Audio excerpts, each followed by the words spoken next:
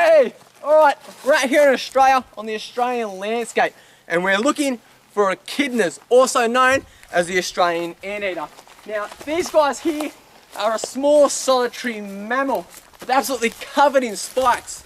Spikes, they're not venomous, but they can be a little bit of a prick to catch. Now, it's funny because you're looking at this landscape thinking, well, there must be like 1,001 places to hide, and there is. But there is a bit of a technique in finding them. All it takes, a little bit of intelligence. Alright, watch George. Echidnas may have home ranges over 100 hectares in size.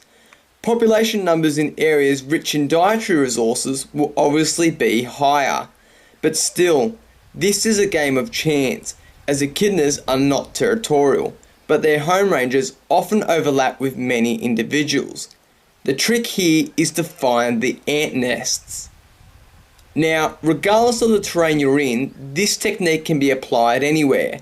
Instead of walking in just a straight line on your mission to try and find one, try walking around in circles. Well, more like in a spiral format, starting with an ant nest which has been recently disturbed. Note the diggings on the ant mound.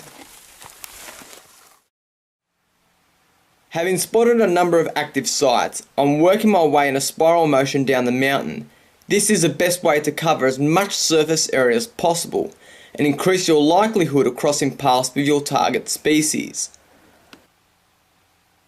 If you understand the nature of the prey item being that of the ant, you will soon realise how effective feeding time becomes for the echidna when he starts to disturb the mound.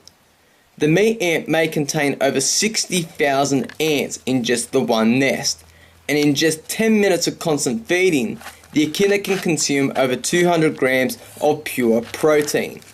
By the way, he also has to endure the relentless bites, but I'll get to this a little bit later. And as for facts, the echidna was named after the mother of monsters in Greek mythology, as it was believed to have both attributes of reptiles and mammals. So there you go. Come on! Georgie! Georgie! We got one! Run! Took a while. What took you so long, you big goose? Alright. Now this guy here is a famous Australian echidna. About time. Now, alright, now this is pretty typical. So he's only a small one. You can see exactly what he's doing. Now this is a defense strategy that the echidna will do. So as soon as they come across a predator, whether it be like a fox, it could be a dingo, it could be a dog, it could be a goanna, this is exactly what I'll start to do, is I'll start to dig. Now if you've got one in your backyard, the easiest way to get one out is like this. Ready? I'll show you. So he's digging down with his front claws. What I like to do is I get my hands down here and I start digging. I try and get my hand under. Come on. Oh, stubborn. And I flip. Hand under. It's actually soft underneath, which allows me to do this. And ready? 3, 2, 1, like a pancake. Woo! Johnny! Oh, look at you, look how cute you are. Now, the echidna, right? Get this.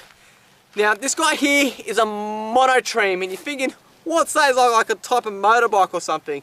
But no, a monotreme is an egg-laying mammal, just like the platypus that we have here in Australia as well. Maybe put the camera over there. The sun's like killing me. It's actually been pretty hot today. So, these egg-laying mammals, right?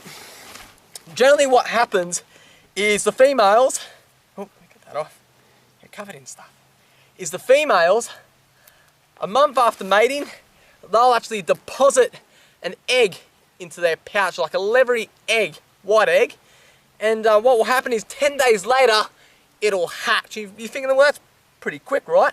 But then what will happen is over the course of about 50 days, the young will actually be suckling from milk pools within the pouch. Now, flies and everything. Now, 50 days comes, and then guess what? She kicks them out.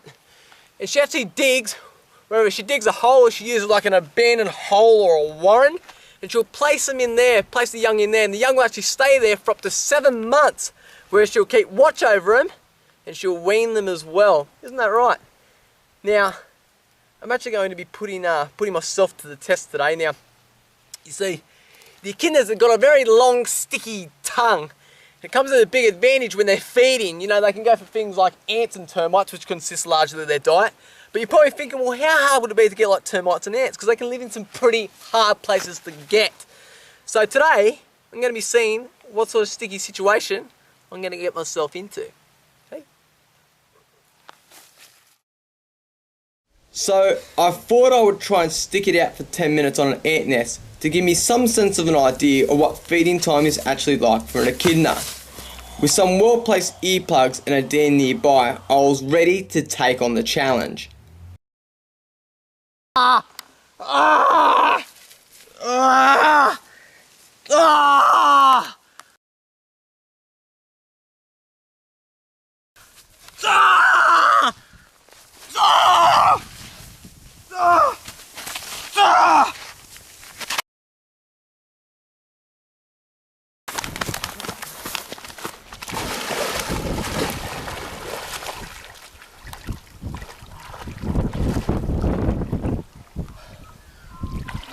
Ah! I got ants in the pants! That was a silly idea!